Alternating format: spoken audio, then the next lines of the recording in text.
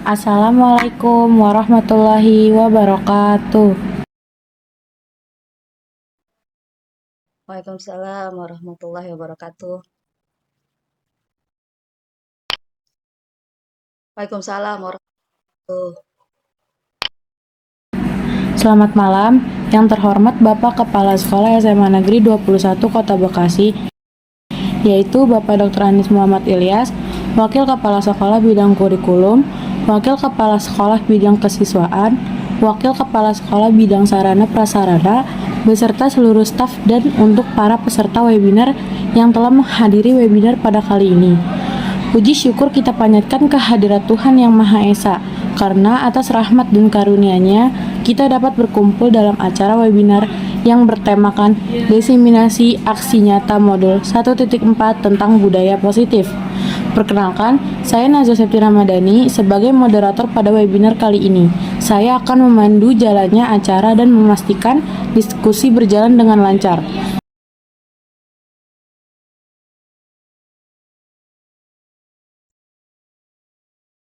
Sebelum masuk ke susunan acara berikutnya, marilah kita ucapkan basmalah bersama. Bismillahirrahmanirrahim. Bismillahirrahmanirrahim. Untuk mempersingkat waktu selanjutnya, akan saya bacakan susunan acaranya. Berikut adalah susunan acara webinar kita hari ini. Yang pertama, menyanyikan lagu Indonesia Raya.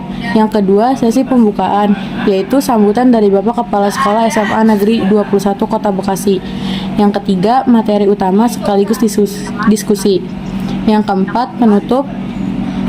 Bapak dan Ibu peserta webinar, mari kita sama-sama duduk posisi tegap untuk menyanyikan lagu Indonesia Raya.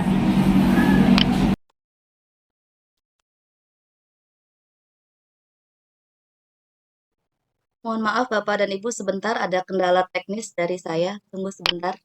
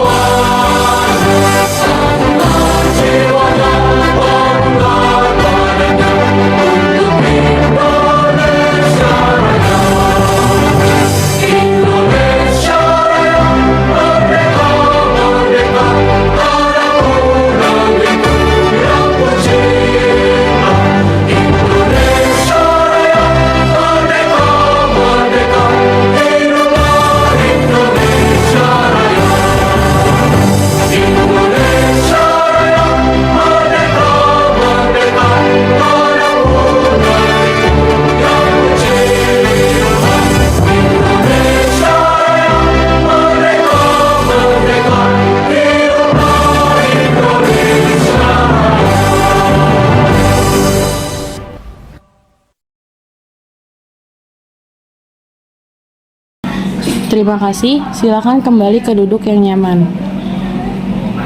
Mari kita saksikan sambutan dari Bapak Kepala Sekolah SMA Negeri 21 Kota Bekasi, yaitu Bapak Dr. Anis Muhammad Ilyas. Assalamualaikum warahmatullahi wabarakatuh.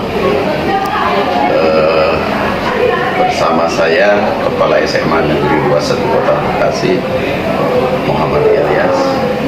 Pada kali ini saya akan membahas tentang guru penggerak beserta budaya positif di sekolah. Ya. Jadi seperti yang kita ketahui bahwa peranan guru penggerak itu paling tidak itu harus menggerakkan komunitas sekolah, seluruh warga sekolah untuk menerapkan budaya positif agar dapat bergaul di sekolah itu secara serasi, tertib dan nyaman. Ya.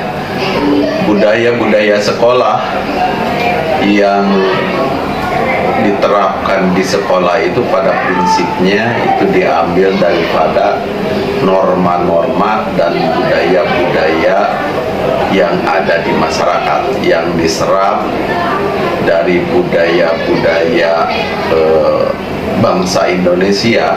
Tentu saja itu adalah budaya-budaya yang bagus, yang sifatnya keagamaan maupun tradisi-tradisi yang ada di masyarakat kita. Ya, budaya-budaya tersebut tentu saja harus kita terapkan di sekolah, dan budaya-budaya tersebut sebenarnya itu sudah diupayakan di sekolah melalui ekstrakurikuler pramuka atau ekstrakurikuler yang lainnya, ataupun itu di pembelajaran guru penggerak juga ada itu budaya-budaya positif. Di antaranya kalau dalam pramuka itu kan ada yang disebut Trisatya dan Dasadharma. Itu adalah budaya-budaya positif yang harus dikembangkan oleh sekolah. Dan kita di SMA Negeri 21 Kota Bekasi itu saja ada budaya 5S, seperti kan, senyum, sapa, ya, dan yang lainnya. Itu budaya yang sudah dikenal di sekolah. Kemudian budaya-budaya yang lainnya yang sifatnya ke praktek pembelajaran, misalnya siswa itu harus mandiri, kreatif, bertanggung jawab, kritis, komunikatif, kemudian inspiratif, dan tentu saja banyak lagi budaya-budaya seperti itu, ya. Misalnya disiplin, melaksanakan tata tertib dengan baik, tidak kesiangan, kemudian melaksanakan tugas sebaik-baiknya.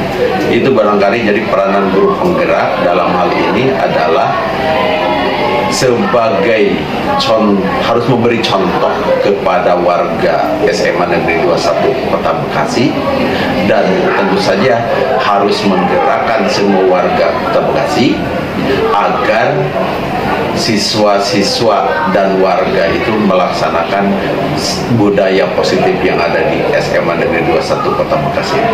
Itu barangkali demikian. Terima kasih. Assalamualaikum warahmatullahi wabarakatuh. Silakan Mbak Nazwa untuk dilanjutkan.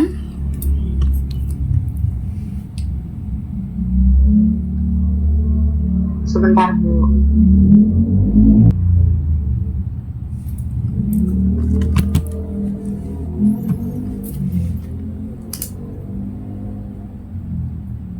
Setelah sambutan, kita akan memasuki sesi inti, di mana Ibu Nurila Rizkida akan menyampaikan materi tentang diseminasi aksi nyata modul 1.4 tentang budaya positif sekaligus diskusi. Beliau adalah seorang guru di SMA Negeri 21 Kota Bekasi yang saat ini sedang menempuh pendidikan guru penggerak, dan kita sangat beruntung bisa mendengarkan pemaparan dari beliau. Kepada Bu Nida dipersilahkan. Ya baik, terima kasih sekali Mbak Nazwa. Wah, luar biasa. Sebenarnya hari ini kita luar biasa ya, didampingi oleh Mbak Nazwa. Nanti jangan-jangan jadi Nazwa mata Nazwa. Oke, baik, terima kasih. Bismillahirrahmanirrahim. Assalamualaikum warahmatullahi wabarakatuh.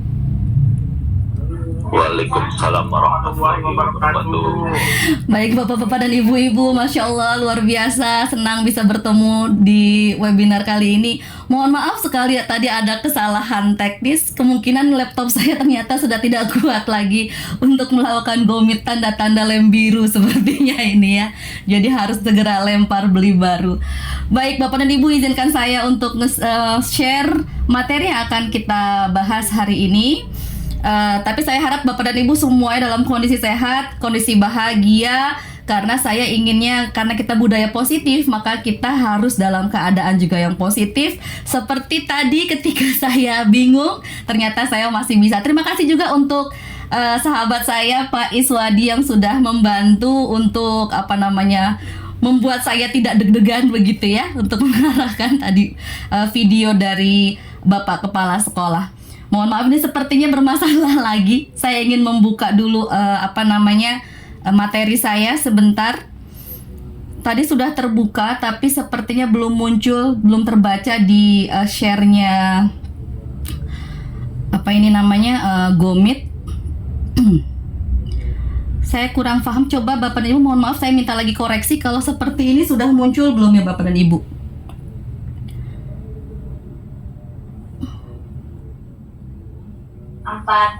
Tinggal klik PPT-nya, Bu. Iya, sebentar. Nah, ini saya mau buka ini. Sudah bisa belum ya? Kebuka belum?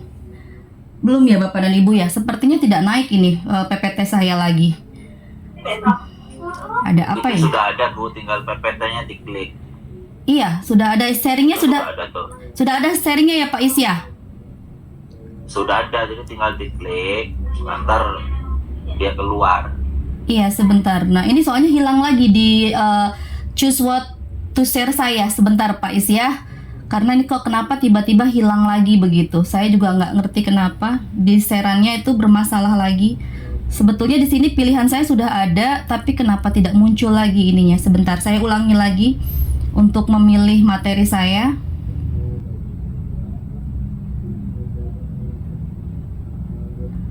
Oke, sudah muncul di laptop saya. Mudah-mudahan di share Gomitnya juga sudah muncul. Sepertinya tidak ada juga. Bagaimana kalau saya enter share aja, screen aja?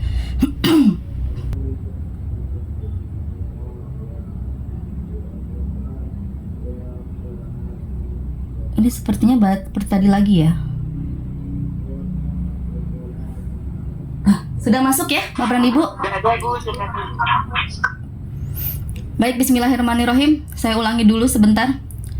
Kembali lagi saya bismillahirrahmanirrahim. Saya jadikan budaya karena kalau lagi deg-degan seperti ini. Baik, terima kasih. Ini adalah aksi nyata saya dari modul 1.4 tentang budaya positif.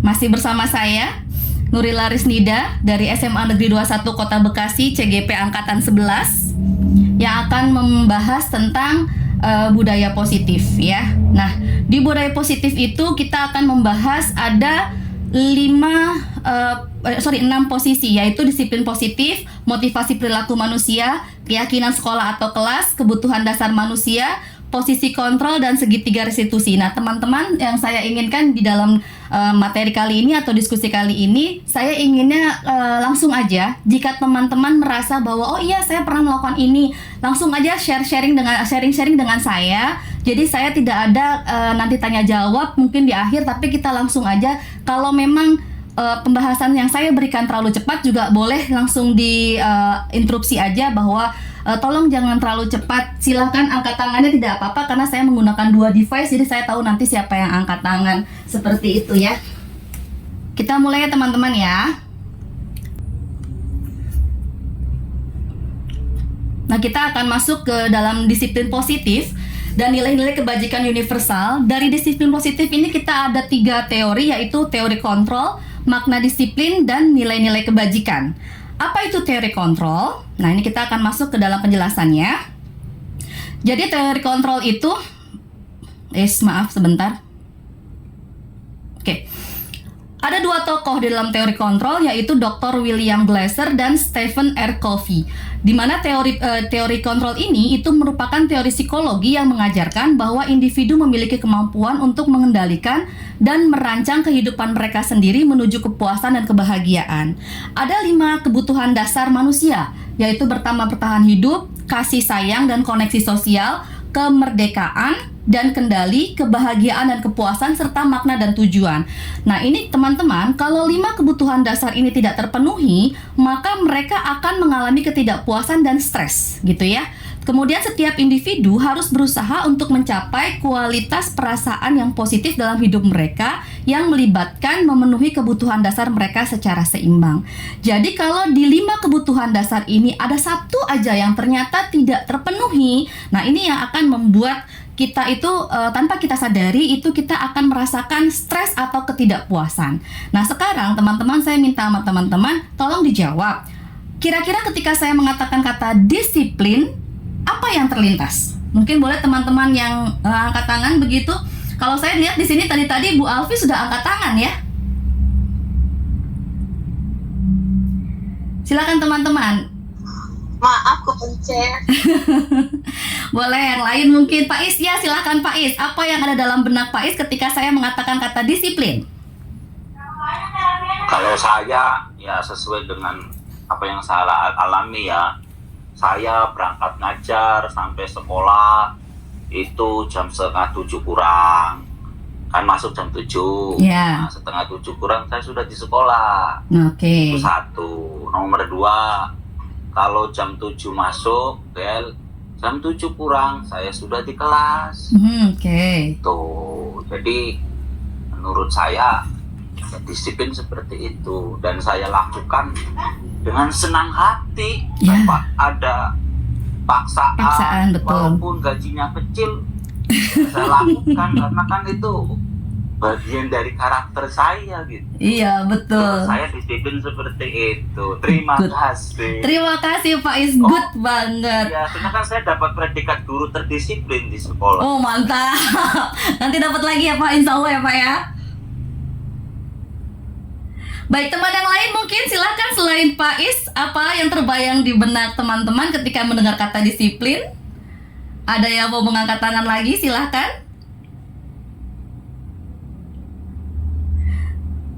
Tidak ada? Oke, baik, kalau tidak ada nggak apa-apa. Saya jelasin dulu aja ya. Jadi kalau kata disiplin itu sebenarnya berasal dari bahasa Latin yang menyebutkan disiplina, artinya belajar. Nah, ini seringkali dihubungkan dengan hukuman. Padahal kita kalau belajar tentang disiplin positif itu tidak harus dengan memberi hukuman. Seperti tadi yang Pak Is katakan bahwa saya harus dengan senang hati. Nah, itu sebetulnya motivasi dari dalam diri sendiri untuk disiplin. Saya ingat tadi pagi saya saya sering scroll TikTok. Saya harus mengakui itu. Saya TikToker tapi sebagai penonton begitu. Nah, di situ dikatakan bahwa ternyata orang yang sukses itu justru bukan orang yang on time, katanya begitu. Loh, berarti yang telat? Bukan juga, tetapi yang lebih dulu daripada waktunya, katanya begitu. Jadi seperti Pak Is, contoh-contoh orang-orang yang insya Allah akan jadi orang sukses ya Pak Is ya. Kita lanjut ya teman-teman ya. Nah, makna disiplin kalau di sekolah itu akan ada hubungannya dengan konsep KHD. KHD itu Ki Hajar Dewantara, tentang disiplin untuk mencapai kemerdekaan murid. Nah, disiplin yang dimaksud di sini adalah disiplin diri. Nah, seperti tadi yang dikatakan oleh Pak Is.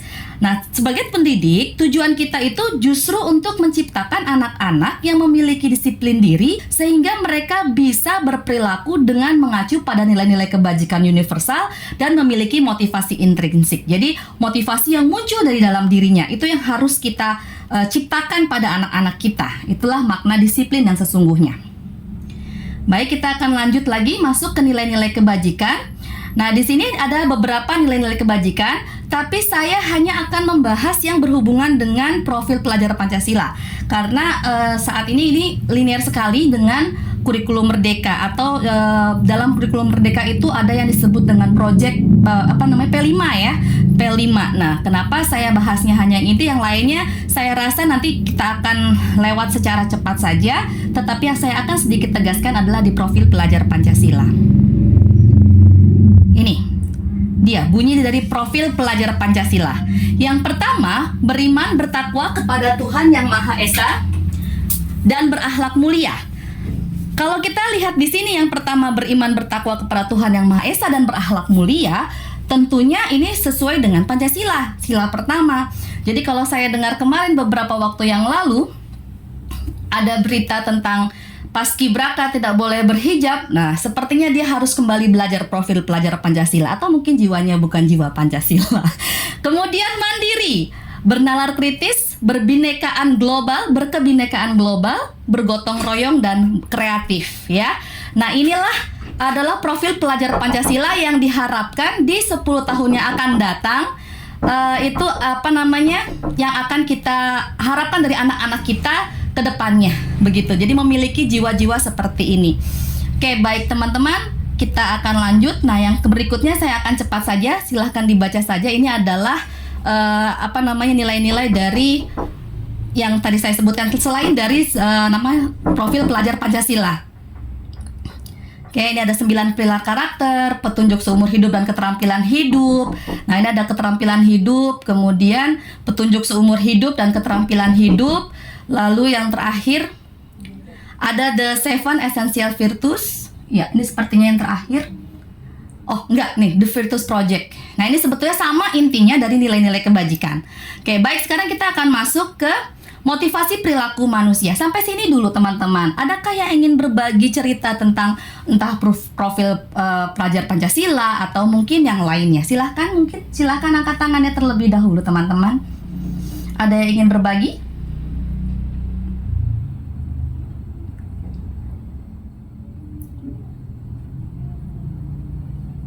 Sepi ya.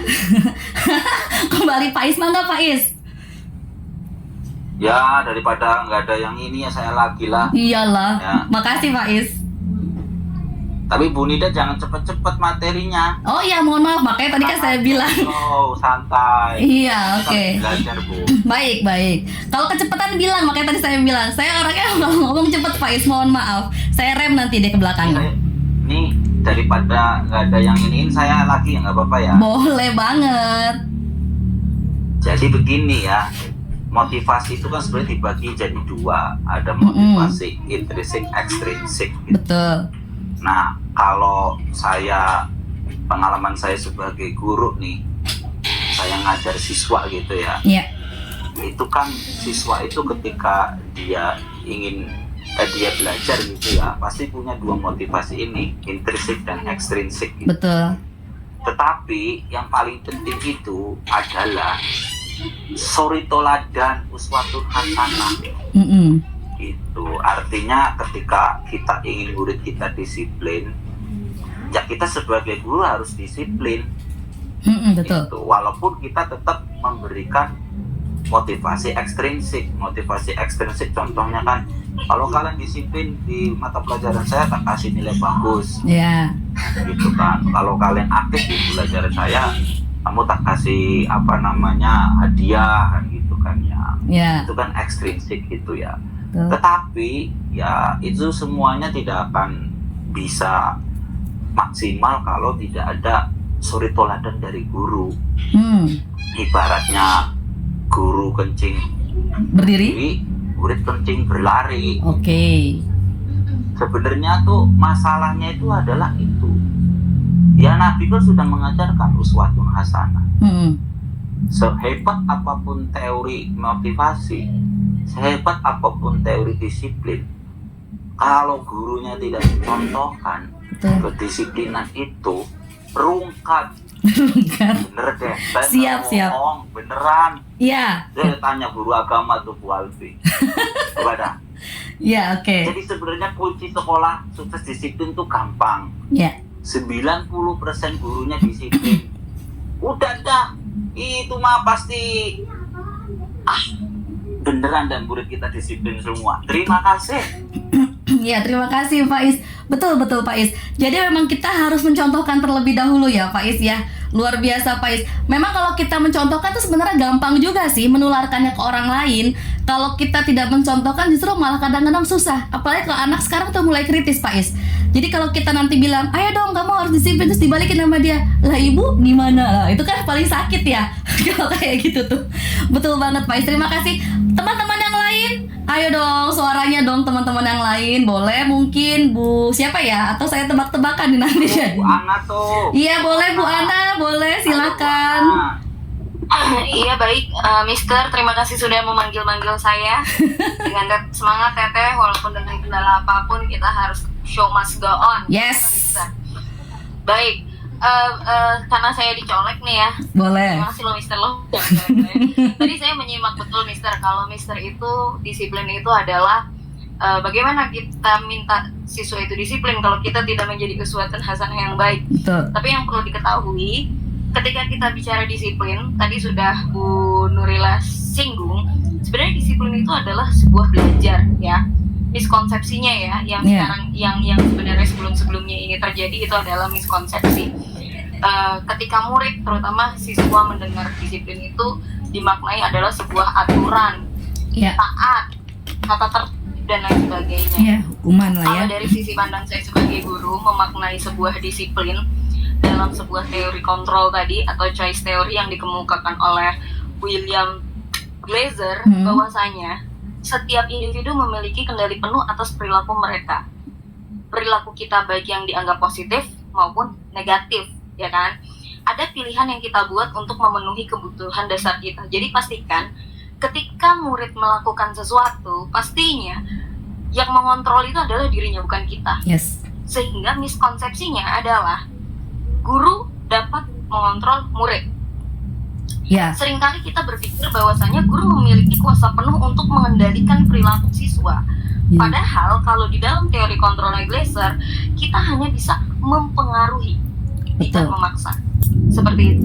Lalu, penguatan positif sebagai bentuk kontrol.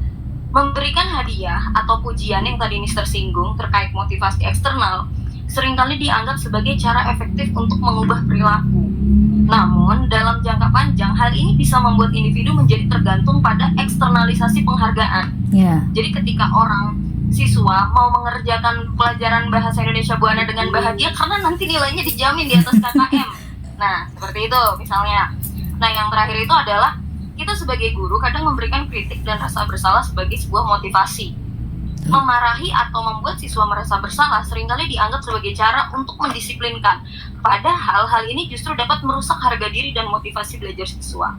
Sehingga dari miskonsepsi yang terjadi pada pemahaman umum tadi, bisa kita rubah paradigma dari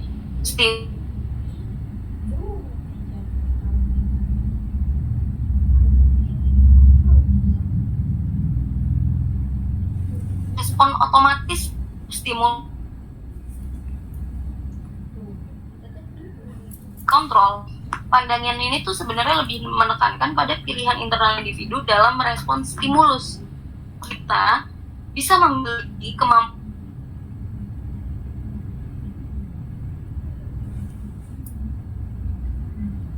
tidak jelaskan tentang apa itu disiplin positif, apa itu teori kontrol. Setelah ini, besar harapan kita semua itu bisa merespon apapun dengan tidak reaktif. Begitu, karena kita sudah mempelajari si teori kontrol tersebut. Itu dari saya, Bu Nida, terima kasih. Iya, terima kasih. Saya mohon menanggapi Bu Ana. Boleh. Karena ini tadi siang itu Boleh, saya Mister, membahas silakan. tentang ini. Ya, jadi gini. Motivasi ekstrinsik dan intrinsik ini ya, menurut saya tidak. Memang kalau ekstrinsik itu kan ada pengaruh positif, ada pengaruh negatifnya. Iya. Tapi sepengalaman saya ketika saya kuliah, baik S1 maupun S2 gitu ya, saya itu kalau masuk jam 8 nih, jam 7 saya sudah masuk. Karena saya itu pengen dapat nilai yang bagus. Karena saya pengen menunjukkan kepada dosen bahwa saya ini disiplin, bahwa saya ini serius dalam belajar. Jadi di situ tuh ada motivasi ekstrinsik yang ingin saya dapatkan gitu. Nah, ketika sudah terbiasa dengan seperti itu, nah, akhirnya kemudian motivasi intrinsik saya itu muncul. Udah menjadi kebutuhan, kayak seperti sholat nih ya. Anak itu jangankan anak ya, yang orang dewasa aja sholat itu susah. Tapi kalau soal sholat, kita pasti nyuruh anak itu dengan ya kalau tidak mau sholat, kamu harus sholat gitu kan. Melotot mata kita gitu. Kamu kalau sholatnya 5 waktu, kasih duit nih gitu kan. Awalnya dari situ. Awalnya itu dari situ, jadi bukan karena motivasi ekstrinsik itu bukan karena adanya sesuatu hal yang maksudnya paksaan gitu ya, itu tidak. Jadi memang untuk menjadi intrinsik itu memang ada yang harus melalui ekstrinsik gitu. Ya. Jadi guru itu di dalam memberikan motivasi ekstrinsik untuk anak itu disiplin, itu tidak masalah, no problem. Dan tidak ada yang namanya, kalau ini kan sebuah karakter, maksudnya gini ya, karakter itu memang harus dibentuk, bukan dia berdiri sendiri itu. Tahu-tahu anak itu sholatnya jadi rajin gitu kan.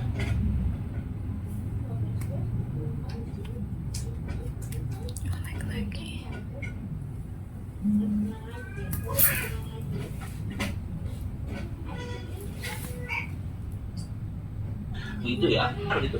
Ya alhamdulillah dengan saya ingat itu, dengan saya kalau tidak sholat diomelin begini gitu kan, kalau nggak belajar saya dihukum gitu. Akhirnya menjadi karakter saya gitu. Iya. Cuma ada batasan-batasan untuk ekstrinsik ini. Contoh kalau dalam memberi hukuman, jangan melebihi batas gitu ya, jangan sampai melebihi batas lah, sampai mukul sampai gimana gitu. Ada batas-batasnya kita di dalam memberikan motivasi ekstrinsik. Iya, Apalagi oke. zaman nah, artinya gini Bu Ana, ada anak yang memang dia tidak perlu ekstrinsik karena memang mungkin di keluarganya sudah bagus Iya. gitu. Tapi ada yang perlu anak tuh harus ekstrinsik gitu.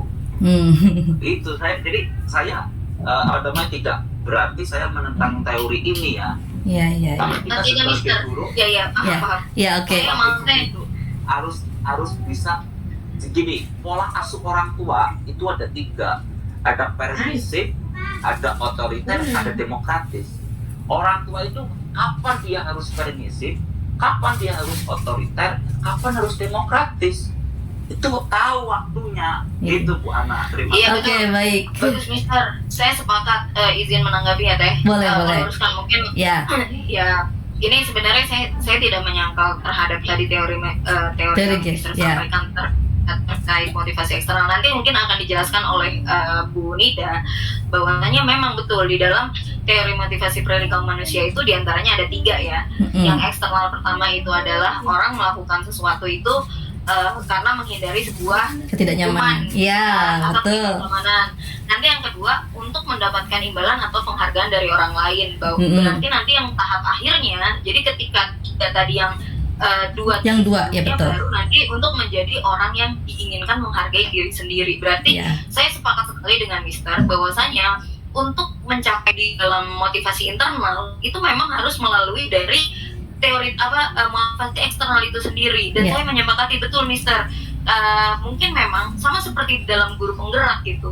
Untuk kita tergerak mungkin nggak dari diri kita, kayak misalnya saya ngerasa saya ini sebagai bentuk penggerakan dari Bu Amel gitu. Kalau Iya. ditanya motivasi saya pertama mungkin tidak muncul dari diri saya gitu. Iya, betul. Tetapi ternyata karena faktor eksternal itu tadi sehingga memunculkan motivasi di dalam diri saya. Oh, saya benar-benar ingin mengikuti guru penggerak. Seperti itu. Keren Mister jawabannya. Terima kasih banyak. Terima kasih Jana dan Pak Is, Masya Allah, Pak Is ilmunya luar biasa. Iya, baik, saya lanjut lagi ya Pak Is ya. Dan Bu Ana ya, tadi betul Bu Ana sudah mengatakan bahwa ada motivasi 3, motivasi perilaku manusia yang sudah ada di dalam paparan kita kali ini, di mana di sini untuk menghindari ketidaknyamanan atau hukuman. Itu 3 motivasinya. Kemudian yang kedua, untuk mendapatkan imbalan atau penghargaan dari orang lain. Yang ketiga, untuk menjadi orang yang mereka inginkan dan menghargai diri sendiri. Jadi memang awalnya itu adalah proses dari ketidaknyamanan kita, ya, ketidaknyamanan manusia itu.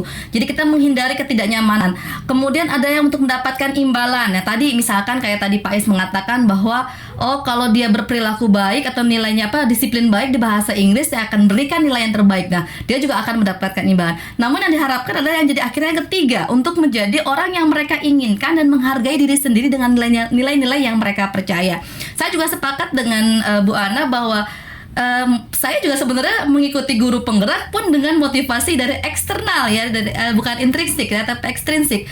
Jadi saya melihat sudah ada contoh nih, satu guru kita, Bu Amel. Ada nggak ya Bu Amel ya, masuk tidak ya ke dalam ke dalam Gomit.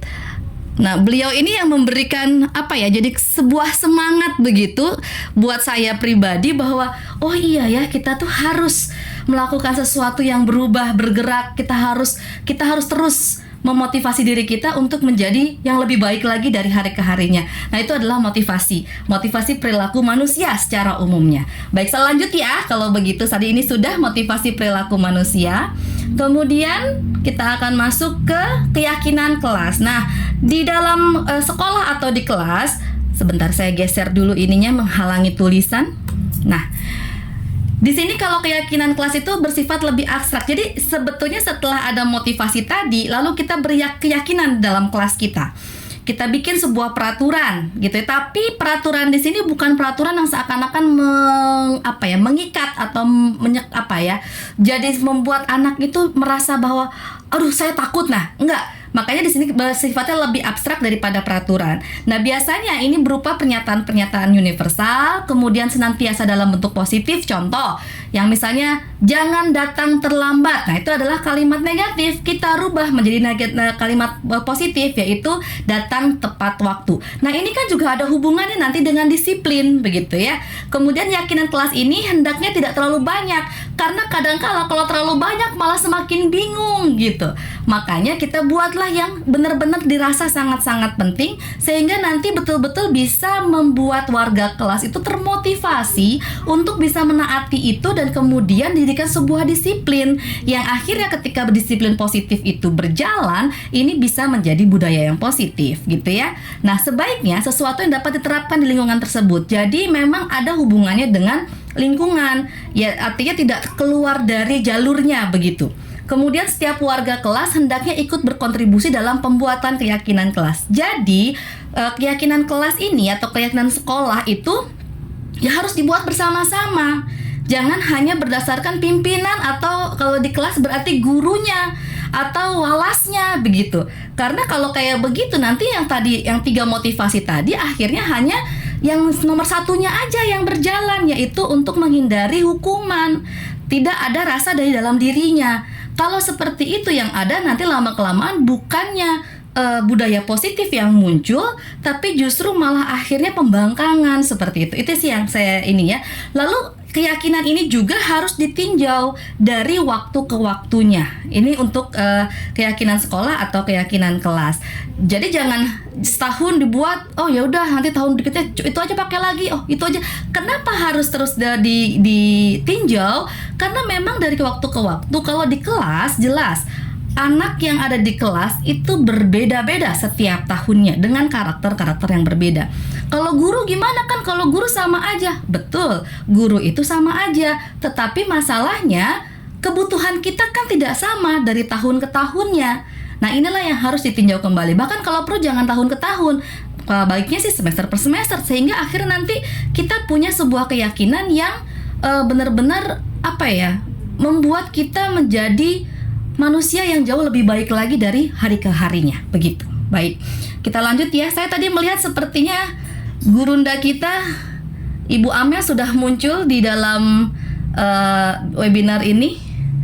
Saya nanti minta suaranya ya, Bu Amel ya. Nah, ini adalah tadi teman-teman kebutuhan dasar manusia, ada 5, yaitu bertahan hidup, kasih sayang, rasa diterima, kebebasan, kesenangan, dan penguasaan.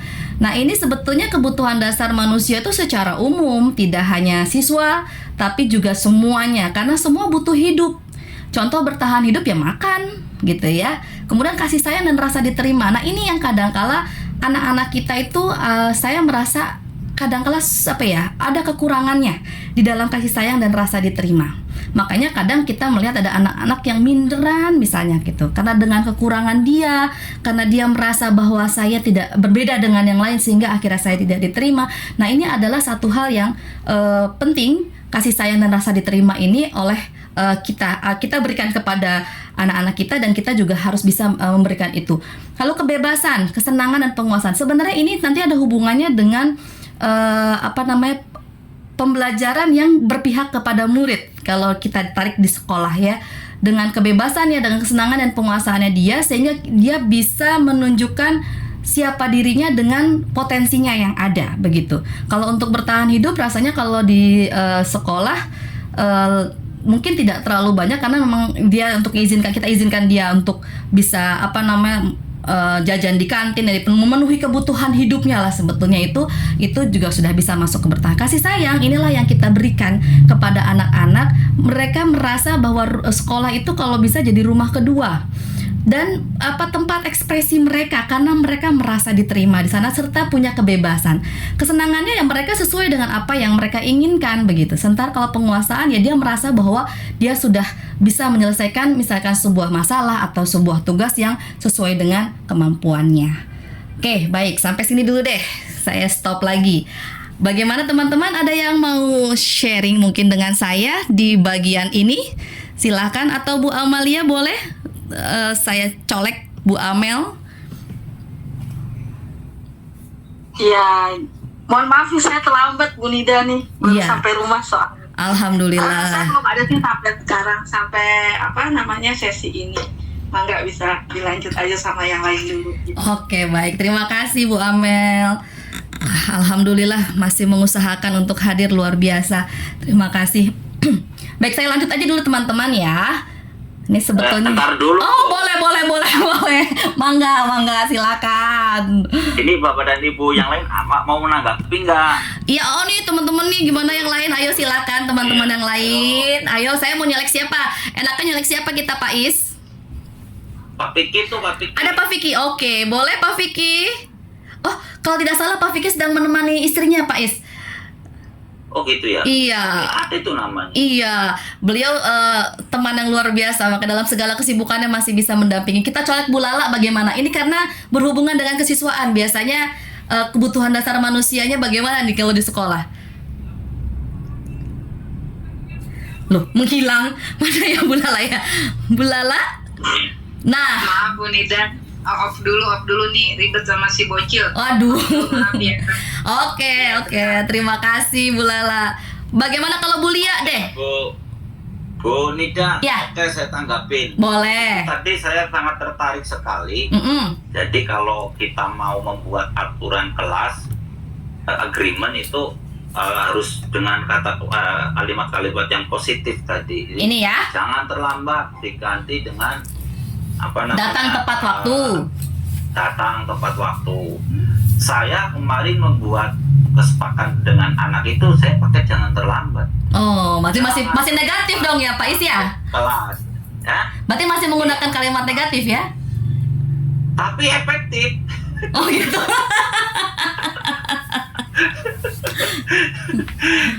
Tapi efektif gitu. Karena mungkin masih banyak yang ditakutkan ya dengan kalimat negatif ya Pak Is ya?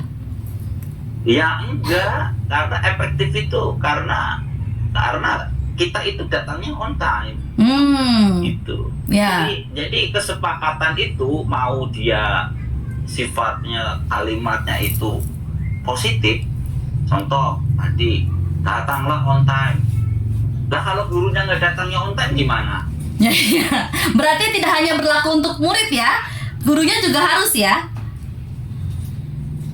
Ya kan gini, guru ini contoh bikin kesepakatan sama anak. Sebenarnya kan untuk datang tidak terlambat itu kan sudah kesepakatan dari Bersama, sekolah. Orang betul. peraturan sekolah juga nggak boleh terlambat. Iya betul. sebelum itu ini apa sih namanya dibuat peraturan di kelas soal masalah kedatangan itu kan sudah peraturan sekolah kan sudah jelas. Tidak dilarang datang terlambat atau datang on time gitu kan. Iya. Nah ketika itu dibuat di kelas mau itu ya saya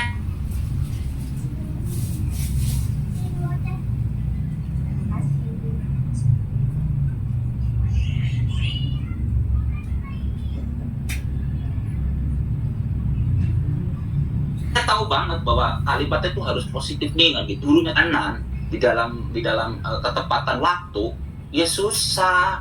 Itu susah itu ya kan, sangat susah. Itu yang pertama, yang ini saya berdasarkan fakta loh ya. Iya. Berdasarkan fakta. Contoh nih saya beberapa belakang ataupun sekarang gitu kan ya. Saya dapat kelas pagi, baik waktu masuk 6:30 maupun jam 7. Ya. Ketika masuk jam 6:30, jam 6:30 kurang saya udah di kelas. Anak-anak itu ya ketika kelas saya ya yang terlambat paling 1 orang gitu kan ya. Mereka tahu karena gurunya itu pasti nggak terlambat. Nggak datang terlambat ya. Iya udah pasti gitu kan. Tapi kalau gurunya yang sering terlambat, wah udah kelasnya pada brojol-brojol kemana itu anaknya gitu kan. Iya oke. Jadi apa sih namanya itu ya bagus itulah kata-kata positif itu Iya ya. oke. Tapi yang paling penting adalah uswatun hasanah dari gurunya ini gitu. Baik Pak Is. Sepertinya Ibu Amalia sudah angkat tangan. Iya. Oh iya, boleh deh Bu Amel. Bu Amel ya. Iya Bu Amel, silakan Bu Amel. Baik nih, karena saya baru gabung jadi baru on nih ya. Memang apa sih namanya ya? mungkin gini, yang disampaikan Pak Is itu memang benar gitu ya. Balik lagi, guru itu kan digugu dan ditiru gitu ya Pak Is ya. Betul. Jadi memang harus kalau kita muridnya ingin A, berarti gurunya Harus A. usahakan A dulu. Ya. Gitu. Jangan sampai kita berharap gitu ya, kita menuntun murid menjadi A, tapi kitanya belum mencapai A gitu kan. Nah, mungkin di sini gini, kan lingkaran budaya positif itu kan pertama mulai dari peraturan dulu nih, kemudian dari peraturan kita naik tingkatan gitu kan ke keyakinan ya. Kemudian ke lingkungan gitu kan, baru yang terakhir adalah ke budaya Ya. seperti itu. Betul. Jadi memang sebelum kita keyakinan memang diawali dengan peraturan. Jadi nggak salah Pak Is kalau Pak Is membuat kesepakatan dengan kalimat negatif gitu ya, dengan bentuk seperti memerintah gitu kan. Karena memang kita yakini bersama bahwa peraturan itu kan untuk mengatur gitu kan, untuk memerintah gitu kan. Nah biasanya bentuknya adalah jangan atau dilarang atau bagaimana. Nah tapi di sini mungkin perubahannya gitu ya, perubahannya yang perlahan-lahan harus kita biasakan adalah jangan hanya kita melarang saja, jangan hanya kita memerintah saja, tapi harus kita arahkan lagi kenapa kok itu dilarang gitu kan, kenapa kok datang jangan terlambat. Nah kita sambungkan ke keyakinan gitu, dengan tujuan apa sih gitu. Kalau misalkan anak itu sudah meyakini, nanti motivasi yang timbul dari si anak itu bukan lagi dari eksternal tapi dari internalnya. Sebenarnya itu maksud dari keyakinan kelas. Jadi kita perlahan-lahan menuntun, mengarahkan si murid gitu kan, untuk bisa melakukan A seperti harapan kita, tapi bukan dari atas dasar keinginan orang lain, tapi dari keinginan sendiri gitu. Maksudnya gitu Pak Is, keyakinan kelas. Jadi nggak apa-apa sekarang Pak Is sekarang kesepakatan nih dengan kata negatif. Nah nanti mulai dirubah ya, dilanjutkan gitu, dilanjutkan dengan keyakinan kelas. Misalkan dengan datang terlambat berarti kita yakinkan bahwasanya kalau nanti kalian tidak datang terlambat gitu kan, nah nanti akan apa seperti itu. Berarti kan menghargai waktu, menghargai diri sendiri, menghargai orang lain seperti itu. Itu sih Pak Is tambahannya gitu. Boleh nggak saya menanggapi lagi? Boleh Pak Is, tapi mohon maaf Pak Is, agak saya ingatkan terlebih dahulu, ini sudah jam 8 soalnya ya. Jadi lebih dipercepat lagi, kita masih ada beberapa materi. Nggak apa-apa, mau sampai jam 11. Masya Allah, kita nggak apa-apa, yang lain apa-apa. Jadi gini, saya bertanya nih sama Bapak Guru di sini, semuanya. Contohnya gini, ada satu kelas, itu kan. Di kelas itu, guru yang disiplin itu masuk kelas, itu contohnya cuman 3 orang atau 5 orang. Lebih banyak guru yang tidak disiplinnya di dalam masuk kelas itu. Ada nggak pengaruhnya terhadap perilaku anak di kelas itu? Jadi guru yang tidak disiplin itu lebih banyak daripada guru yang disiplin. Nah, ada nggak pengaruh terhadap perilaku anak itu ke arah kebimbangan dalam disiplin? Atau mereka akan lebih cenderung untuk, wah kalau guru ini disiplin, kita disiplin. Oh kalau guru yang kono tidak disiplin, kita ikut ke disiplin. Nah, kira-kira gimana Bapak dan Ibu tuh? Ada nggak pengaruhnya? Ya, mangga. Jadi treatment ke anak ini berbeda-beda nih ke kelas ini nih. Iya. Gitu kan, tidak reliable, tidak ajak gitu ya. Jadi berubah-berubah nih, ya kan? Nah, itu gimana coba? Mungkin ini kan menarik nih. Iya. Oke. Baik, ditanggapi teman, mungkin satu orang boleh, nggak apa-apa kalau emang ada yang menanggapi. Kalau tidak, saya nanggapin memang tentunya pasti akan lebih ke arah yang kalau kitanya tidak disiplin juga akhirnya anak-anak juga tidak disiplin, Pak Is. Oh, Bu Amel, silakan Bu Amel. Iya, Pak. Ini kalau bicara sama Pak Is terkait pengaruh nih, jawabannya harus by data nih ya Pak Is ya. Berarti harus ada yang membuktikan dulu nih penelitiannya. Iya, betul. Apakah berpengaruh gitu ya Pak Isi. Apa pengaruhnya? Apa pengaruhnya? Gitu. Betul. Pengaruh ada apa? Apakah berpengaruh dulu? Jangan ada pengaruhnya dulu. Oh, oke. Guru, berarti kan gini ya.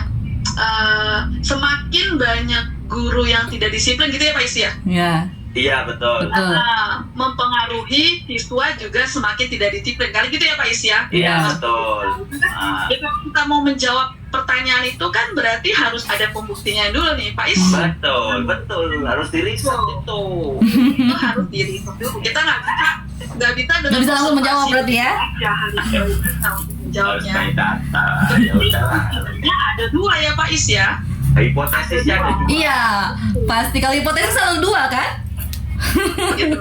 Nah, tapi yang kita harus optimis nih ya Pak Is ya. Yang kita harus optimis adalah disiplin atau tidak disiplinnya guru gitu ya Pak Is ya. Kalau murid itu sudah punya keyakinan bahwa yang namanya belajar itu kebutuhan dia sendiri gitu kan.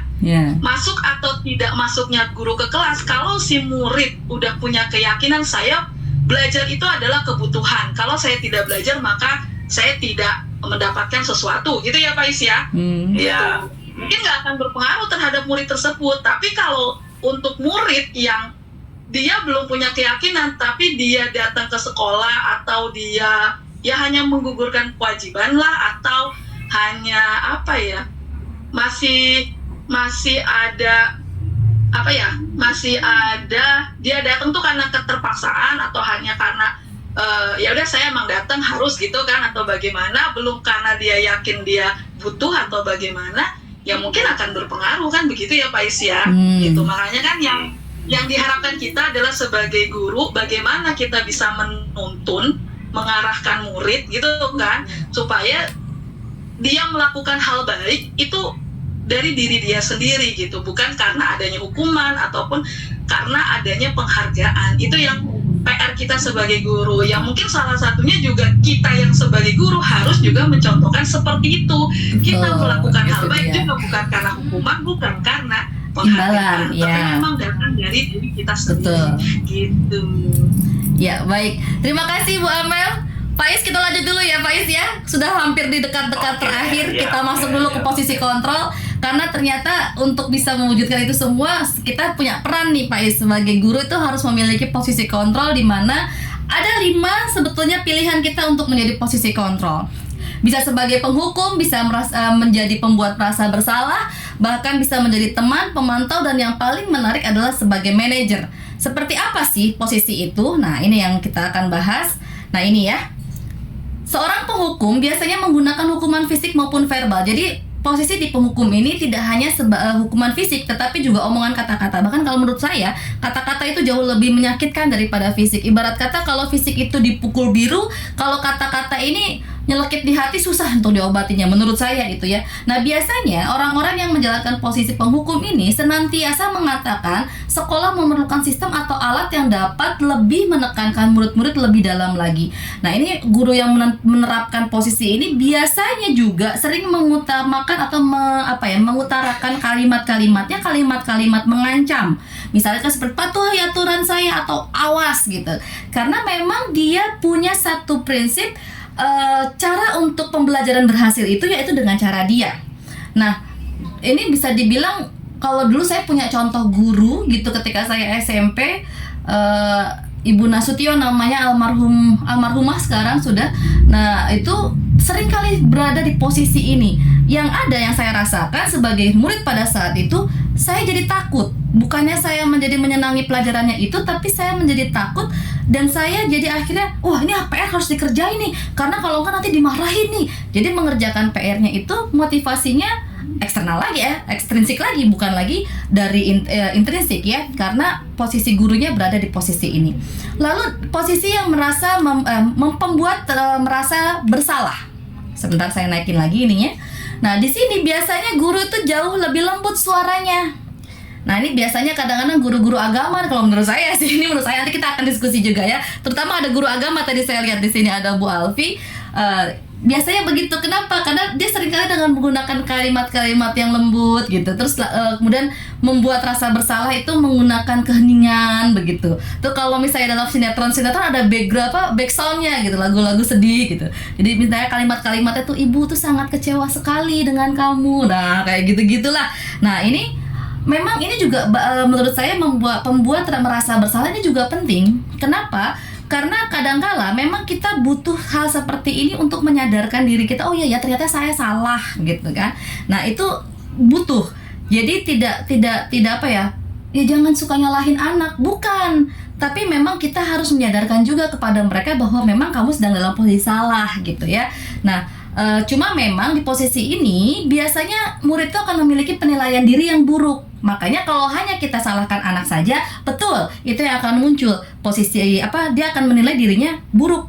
Kemudian dia akan merasa tidak berharga, dia mengecewakan banyak orang-orang yang dia sayangi. Padahal kadang kalau mereka melakukan hal-hal yang justru dia ingin supaya dilihat atau dibanggakan oleh orang yang dia sayangi begitu. Hanya saja ini ada sisi negatif dari pembuat merasa bersalah. Maka harus dilanjutkan. Dari sini kita lanjutkan menjadi perasaan sebagai teman.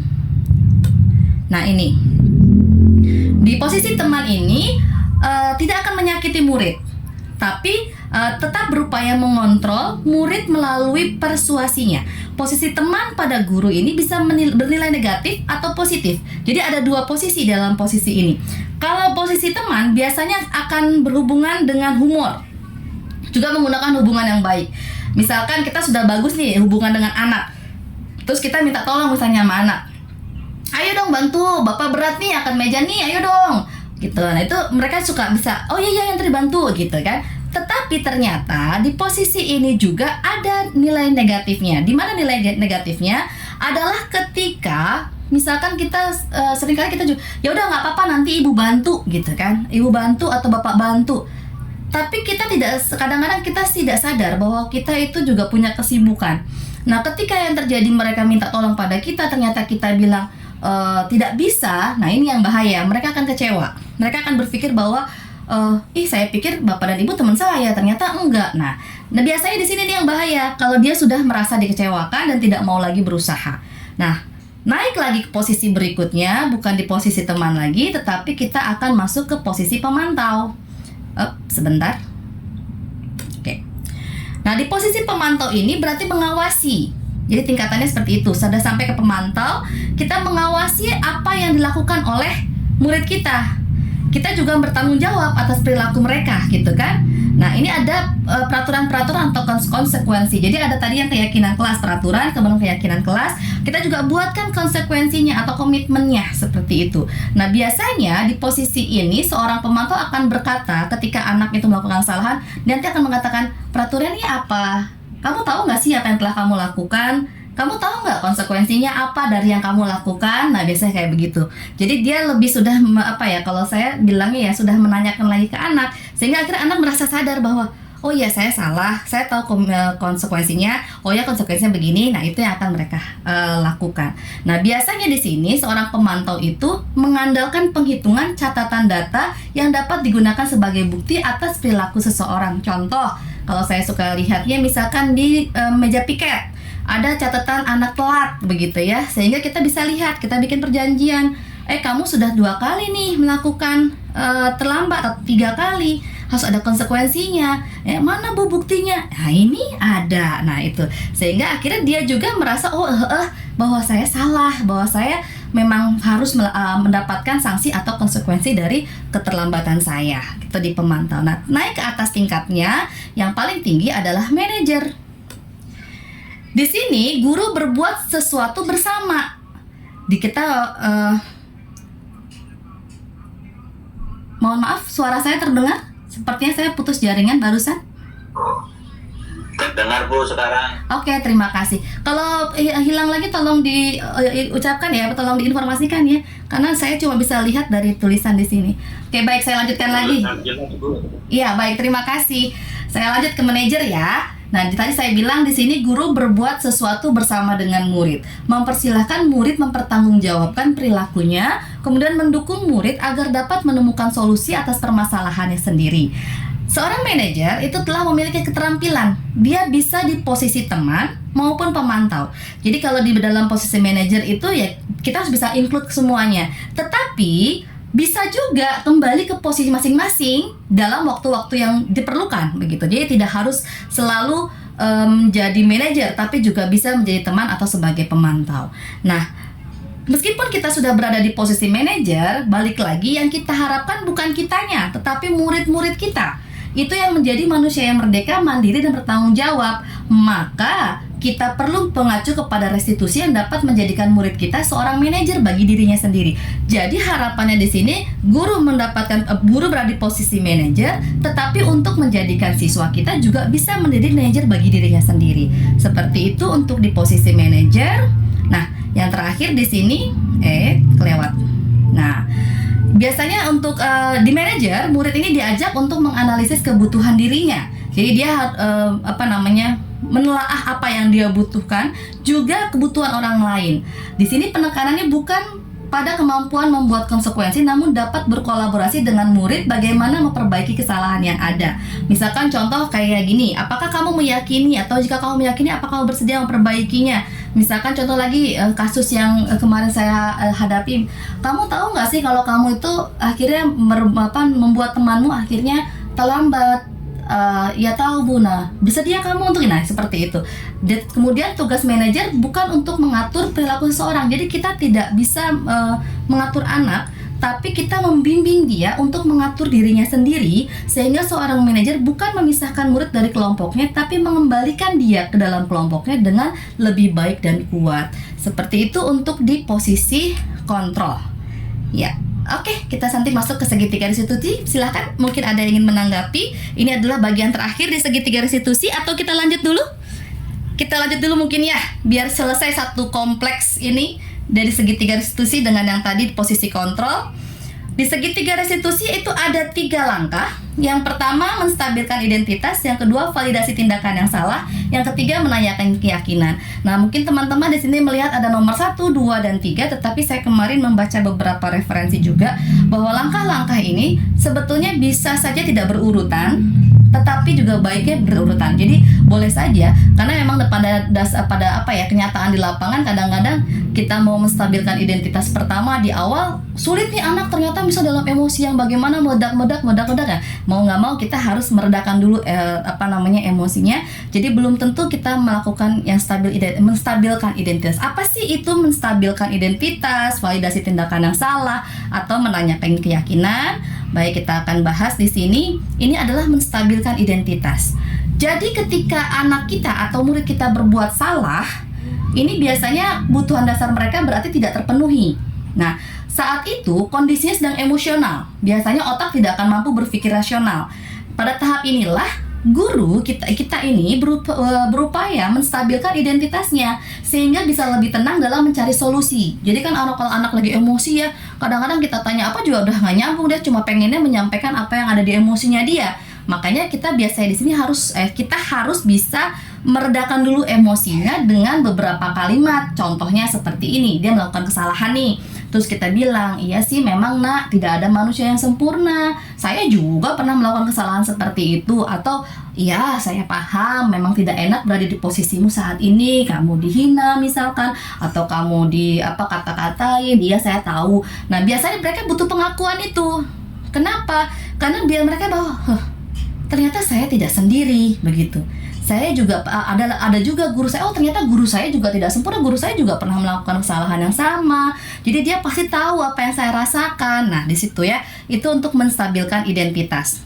Nah kemudian masuk ke langkah yang kedua.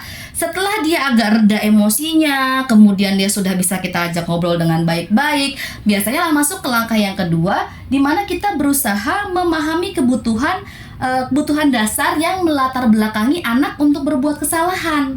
Nah, dengan kita memahami ini, harapannya tentu kita bisa menemukan cara-cara paling efektif untuk memenuhi kebutuhan tersebut. Bisa jadi kita tidak suka sikap anak yang terus-menerus merengek, tetapi bila sifat itu mendapat perhatian, maka kita telah memenuhi kebutuhan anak tersebut. Contoh misalnya ada kalimat begini, kamu tahu kan apa yang kamu lakukan itu salah, kamu boleh mempertahankan sikap itu, tapi kamu harus menambah sikap yang baru. Misalkan ada anak yang jahil misalnya gitu. Terus kita bilang, ya boleh aja sih kamu pertahankan sikap jahilmu, tapi apa manfaatnya? Kemudian kamu bisa nggak merubah sikap itu? Nah seperti itu dia akan merasa, kadang-kadang gini, orang Indonesia kalau saya rasakan ya, jangan nengok kiri, malah nengok ke kiri gitu. Jangan nengok kanan, malah nengok kanan gitu kan. Padahal udah dibilangin jangan. Nah ketika kita ngomong gitu juga ke anak, ya silahkan mau pertahankan sifat, malah dia akan berpikir, loh kok boleh? Kenapa boleh? Itu kan salah. Nah seperti itu. Jadi akhirnya yang terjadi adalah mereka tidak akan melakukan hal itu. Nah, dan pada bagian ini, tindakan guru untuk memvalidasi sikap yang tidak baik seperti bertentangan dengan aturan yang ada. Ya tadi saya katakan, seakan-akan saya mengiyakan kesalahan anak. Namun sebetulnya tujuannya untuk menunjukkan bahwa guru memahami alasan dibalik tindakan anak, gitu ya. Para guru yang telah menerapkan strategi ini mengatakan bahwa anak-anak yang tadinya tidak terjangkau menjadi lebih terbuka. Karena itu tadi, kita selalu berusaha masuk ke dunia dia gitu. Nah, strategi ini menguntungkan bagi murid dan guru tentunya, karena guru berada dalam posisi siswa dan karena itu akan memiliki perspektif yang berbeda. Yang terakhir yaitu kita menanyakan identitas.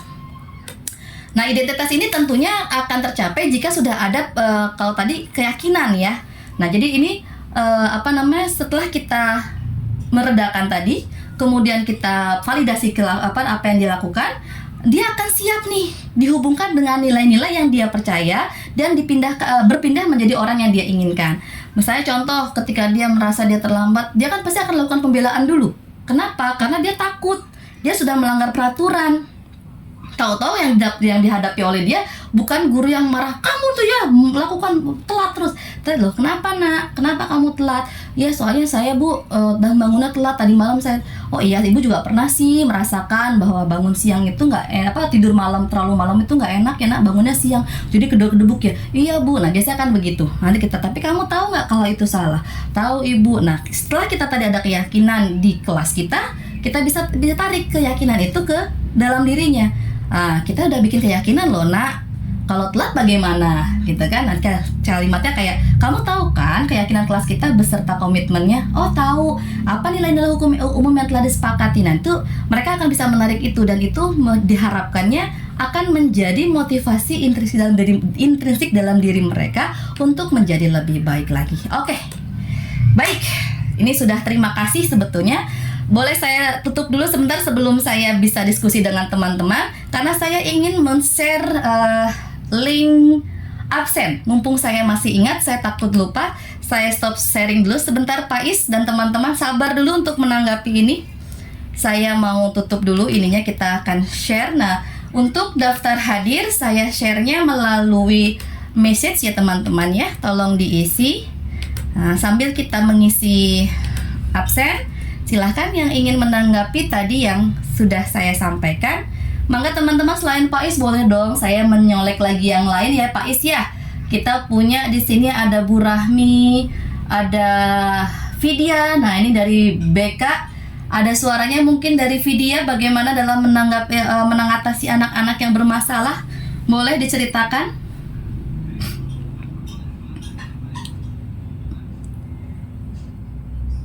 Atau Ibu Lia?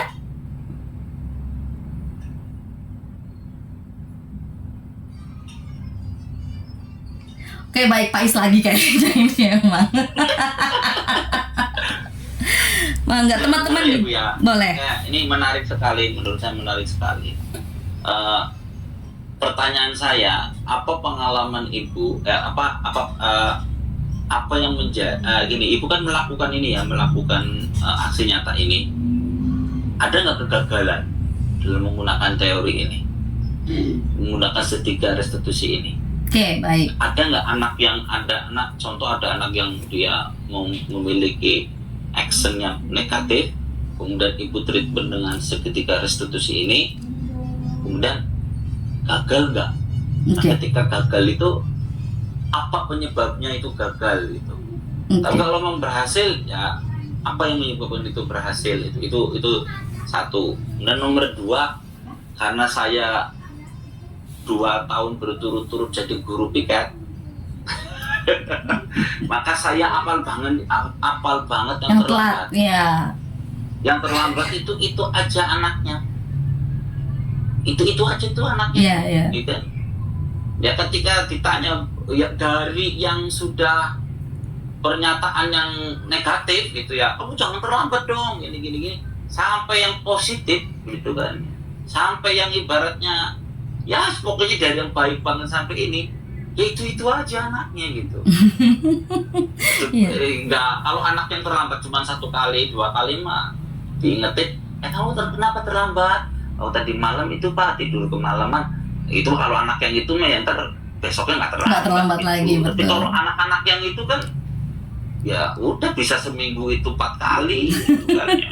Nah gitu lah Iya, ya, betul gitu. betul Pak Is. Itu kira-kira itu kalau ditreatment dengan segitiga restitusi ini tuh gagal apa berhasil gitu. Oh. Monggo Ibu pengalamannya gimana? Iya baik, terima kasih Pak Is. Tapi mohon maaf sebelumnya saya menjawab, saya ingatkan dulu kita sudah hampir 8:30 Pak Is. Memang saya rencananya sampai 8:30 saja. Jadi mungkin ini terakhir ya Pak Is ya. Saya jawab sambil sekaligus saya tutup ya Pak Is ya. Oke, kalau menggunakan segitiga restitusi, saya sih lebih sepakatnya bukannya gagal Pak Is, tapi belum berhasil. Karena penerapannya itu begini, karena penerapannya itu memang tidak dalam waktu singkat kalau menurut saya. Ada yang cepat, ada, tapi juga ada yang butuh berkali-kali. Kita lakukan berulang kali. Misalkan penstabilan identitas, kita ulang berkali-kali baru dia kena. Contoh tahun lalu, bukan tahun lalu, 2 tahun lalu ketika saya piket. Kalau tahun lalu sebulan saya nggak piket. Jadi kalau 2 tahun lalu saya piket. Ada anak yang selalu telat di hari saya piket. Kemudian saya treatment, saya tanya kenapa, saya seperti tadi saya segitiga, saya menstabilkan ya, ibu tahu lah, ibu juga pernah kok telat, ibu juga tahu jalanan macet dan sebagainya. Anaknya juga yang iya bu, ya ibu tahu kan rasanya begitu. Tapi saya tidak bisa menyelesaikan itu dalam waktu 1 hari itu Pak Is. Memang butuh waktu, tidak dalam waktu yang sehari kita lakukan tahap 1, kemudian tahap 2, kemudian tahap 3 selesai gitu. Anak jadi cemerlang gitu, tidak. Tapi kemudian pada pertemuan keempat, maksud saya piket kali yang keempat, alhamdulillah itu anak sudah jadi masuk pagi akhirnya, tidak lagi terlambat. Karena memang sudah akhirnya saya dekatkan, kemudian saya langkah yang kedua memvalidasi kesalahan, lalu memberikan keyakinan. Nah alhamdulillah itu setelah memberikan keyakinan, yang keempat kalinya setelah saya piket, anak itu nongol pagi hari yang membuat saya akhirnya terkesima. Dan saya memberikan apresiasi begitu kepada anak tersebut, bahwa wah ibu bangga banget deh sama kamu bisa berubah, keren banget gitu. Nah itu akhirnya dia setiap harinya, alhamdulillah saya juga akhirnya mendengar dari guru piket yang lain, ya memang masih ada telatnya di beberapa hari, tapi yang tadinya seminggu full jadi berkurang, ya lumayan lah alhamdulillah. Kalau menurut saya sih itu sudah berhasil karena sudah ada perubahan begitu Pak Is. Berarti Ibu menerapkan itu sebelum jadi guru penggerak dong? Iya, kalau itu kan saya pikir ini adalah penerapan atau ya semua guru rasanya sama sih Pak Is sudah melakukan hal ini. Hanya bedanya belum tahu ilmunya. Saya gini, mohon Bu Nida, Ya. Ibu kan sudah belajar teori segitiga restitusi ini sekarang di guru penggerak. Dan kan sudah mempraktekkan kan? Mempraktekkan ke siswa kan? Ya. Kan? Oke. Nah, itu berhasil atau belum? Kalau seandainya belum berhasil itu kenapa gitu? Kalau belum berhasil itu kenapa? Apa yang menjadi penyebab itu kenapa belum berhasil gitu loh? Iya. Kalau memang berhasil ya yang sekarang ini jangan. Oke. Kalau ke belakang kan itu pakai asumsi, pakai teori. Gitu. Yang sekarang ini kan pakai teori. Oke. Ya kalau sekarang saya masih mengatakan belum Pak. Bukan gagal ya, tapi belum berhasil karena anak ini. Kenapa belum?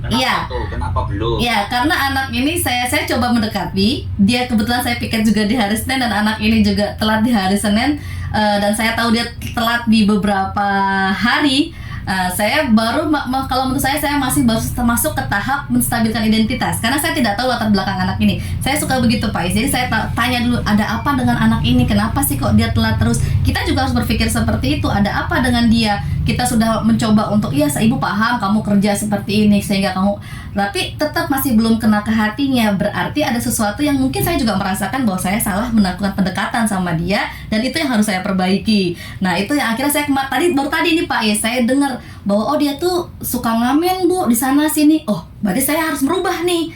pendekatannya, menstabilkan identitasnya tidak lagi sama seperti yang kemarin-kemarin. Nah, ini saya belum ketemu anaknya. Mudah-mudahan besok kalau saya ketemu anaknya, saya bisa menerapkan lagi dan bisa melanjutkannya lagi. Begitu, Pak Is.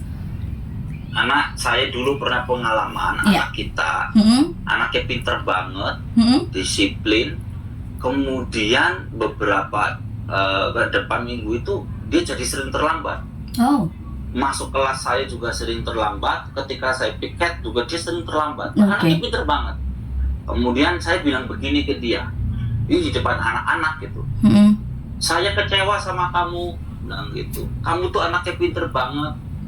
Kamu tuh punya potensi, tapi kamu mengecewakan saya. Padahal kamu tuh keren banget, saya bilang. Saya di depan anak-anak itu. Alhamdulillah sekarang dia jadi rajin lagi. Semangat, rajin lagi di depan. Wah, keren banget sekarang lah gitu. Jadi saya nggak perlu pakai segitiga gitu. Iya betul Pak Is ya. Memang kadang-kadang emang butuh juga kayak gitu Pak Is. Kayaknya kalau kita udah kesel kayak balik lagi begitu Pak Is. Dan buktinya dia keren lagi gitu loh. Iya, Padahal iya. itu tahun kemarin tuh ya Allah, kamu kenapa sih sebilang gitu? Sering terlambat, saya kecewa banget sama kamu.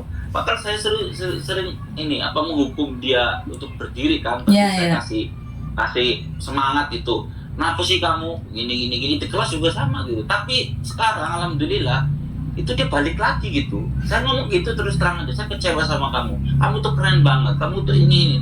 Tapi kamu kenapa sekarang begitu? Ya, saya nggak pakai seketika restitusi. Ya. Gitu. Nah itu yang perlu didalemin oleh guru-guru penggerak. Ya oke. Berarti Pak Is masih dalam posisi kontrol ya. Posisi kontrol sebagai tadi merasa bersalah. Di situ ternyata bergerak ya. Jadi akhirnya ada fungsinya di situ ya. Oke, ini saya sebentar Pak Is. Kayaknya ada yang mau bersuara ini.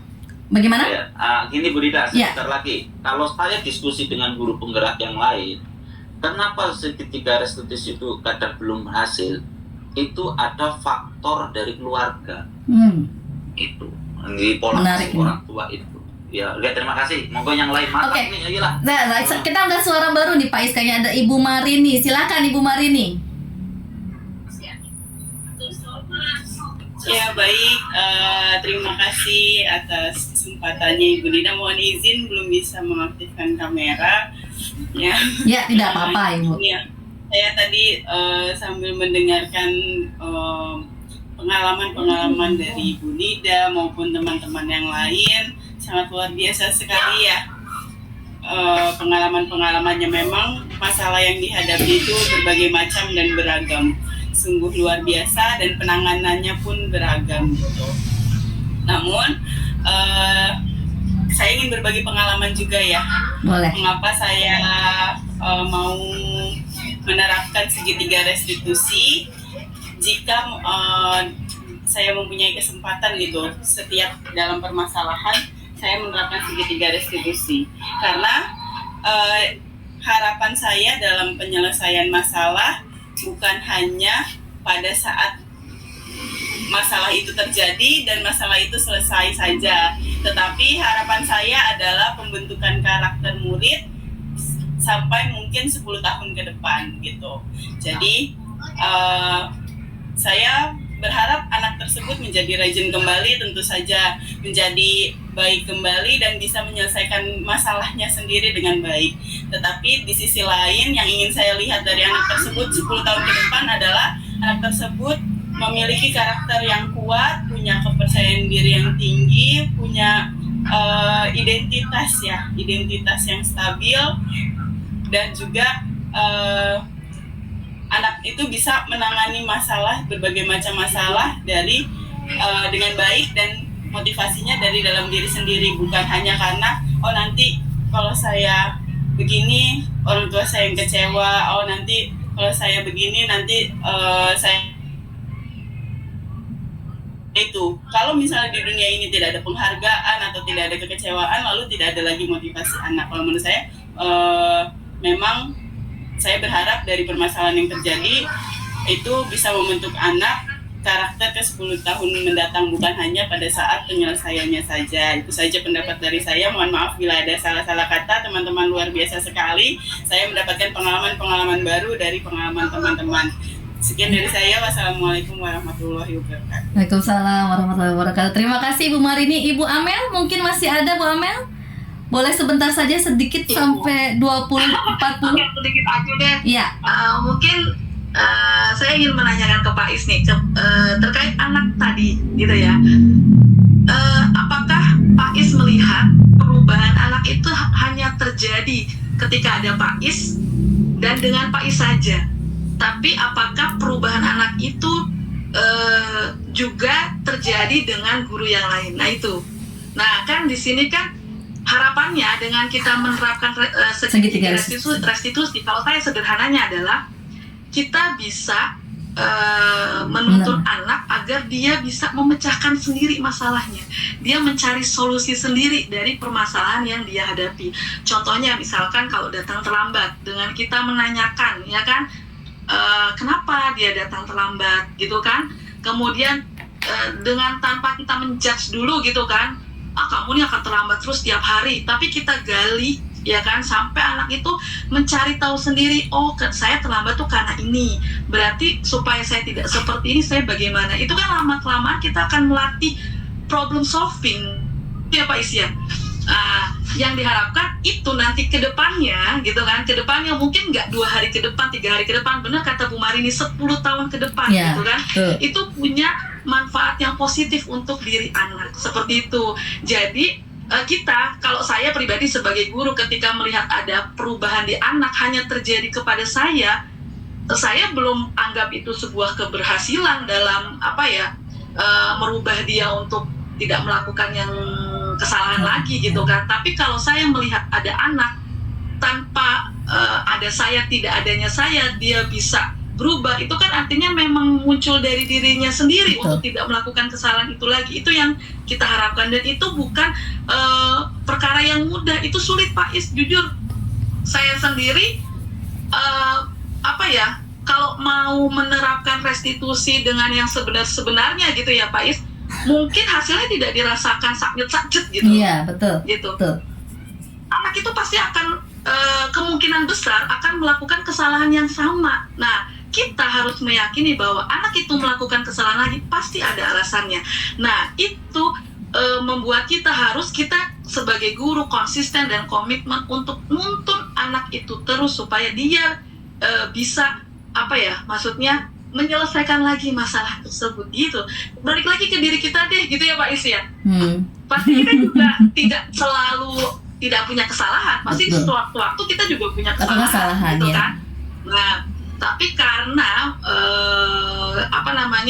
ya kita anggap kita sudah dewasa lah ya, ketika kita membuat kesalahan, berarti kan kita harus tahu nih gimana nih cara saya supaya memperbaiki kesalahan saya. Nah, itu pun yang kita harapkan di murid-murid kita, gitu. Dia bisa menyadari kesalahannya, dia bisa menyelesaikan sendiri bagaimana solusi memperbaiki kesalahannya tersebut. Itu sebenarnya Pak Is, gitu. Ya, kalau dari saya menanggapi Bu Nida. Boleh, tapi jangan lama-lama Pak Is ya, kasihan kayaknya teman-teman yang lain. Ini keren banget, ini ketemu benang merahnya. Betul. Jadi gini, sebelum adanya kurikulum Merdeka, saya dengan Pak Piki itu ngajar di SMA Insan Mandiri Cibubur, dan itu punya sekolah juga namanya School of Human, sekolahnya manusia. Di situ ada mata pelajaran problem solving. Jadi begini, saya ketemu benang merahnya. Benar, seketika restitusi ini jangka panjang untuk membentuk karakter anak 10 tahun atau 20 tahun yang akan datang. Tetapi sekolah ketika ingin menerapkan seketika restitusi ini dan problem solving, itu seluruh sekolah harus bergerak. Contoh, anak terlambat itu kalau dikasih hukuman berdiri atau disuruh ngepel WC atau apa, itu sebenarnya salah. Karena apa? Itu bukan obatnya. Kita harus tahu dulu kenapa anak itu terlambat. Kita tahu penyakitnya nih apa, barulah kita tahu obatnya. Nah, untuk tahu itu anak itu terlambat kenapa gitu kan, itu kan harus dibuat sistem di sekolah. Guru BK-nya harus keren, guru BK-nya pagi-pagi harus ada di situ, mengetahui muka anak, kondisi anak, ya kan. Bahkan kalau bisa anggota OSIS dilibatkan Itu anak terlambat kenapa? Dirangkul, kenapa? Dicamperin ke rumahnya. Oh, dia terlambat karena sering ngamen atau apa? Obatnya apa berarti? Kalau dia sering ngamen atau ini, itu dipikirkan tuh. Jadi memang saya sangat setuju. Kalau anak terlambat terus dikasih punishment atau apa yang bukan obatnya, ya salah. Ya salah kaprah di situ. Benar, problem solving itu. Maka gak bisa wali kelas bergerak sendiri, gak bisa guru itu bergerak sendiri, gak bisa guru BK bergerak sendiri, gak bisa kepala sekolah itu bergerak sendiri. Semua unsur sekolah harus bergerak. Pagi-pagi guru BK-nya sudah di depan, wakil-wakil kepala sekolah kesiswaan sudah di depan, Stafnya.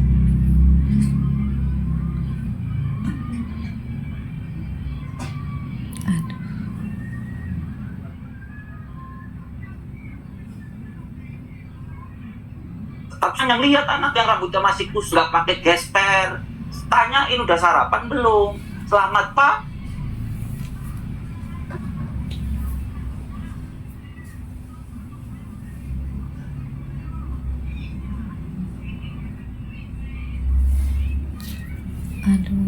Kita pernah merasakan seperti itu.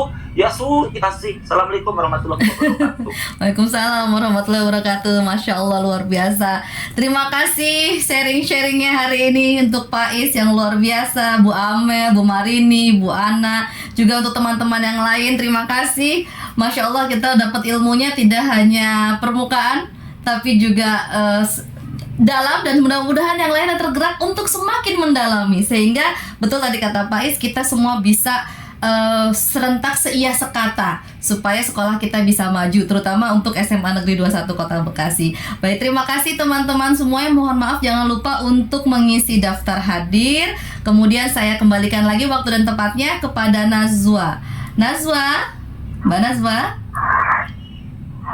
Terima kasih kepada... Alhamdulillah, belum tidur ya. Ini juga siswa kita yang luar biasa ini, bersedia untuk menjadi moderator dan MC. Ini luar biasa sekali. Baik, silakan Mbak Nazwa. Sebagai penutup, saya akan menyampaikan beberapa kesimpulan yang telah kita diskusikan hari ini. Budaya positif ada 6.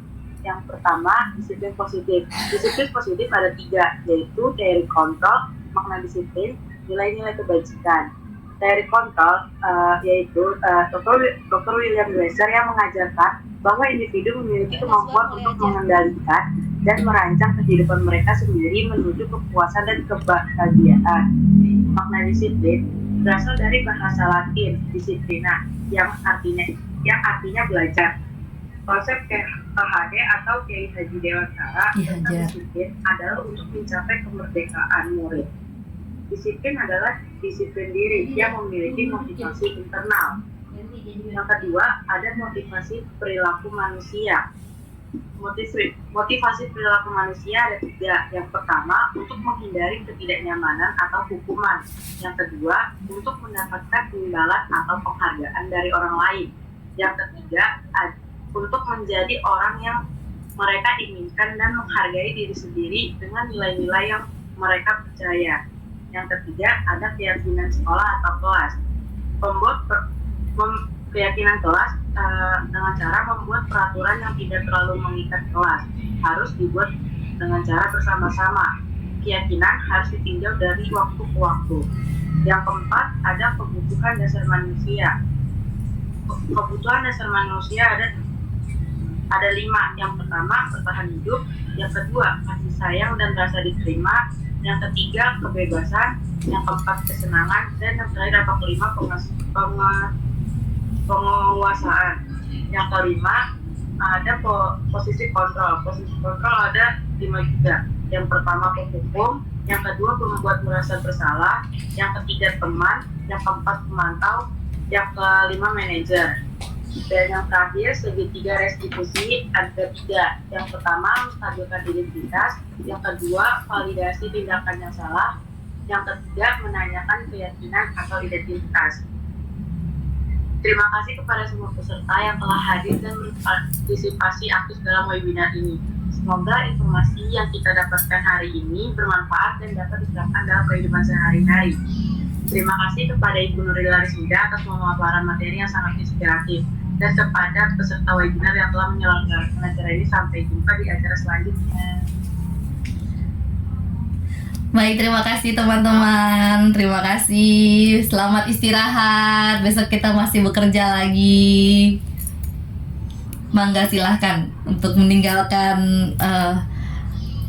webinarnya, boleh keluar dari Google Meeting-nya. Terima kasih teman-teman. Masya Allah, jangan lupa ya absennya ya. Terima kasih. Terima kasih Nunu. Terima kasih. Jangan lupa absennya diisi ya. Terima kasih. Terima kasih, luar biasa. Terima kasih.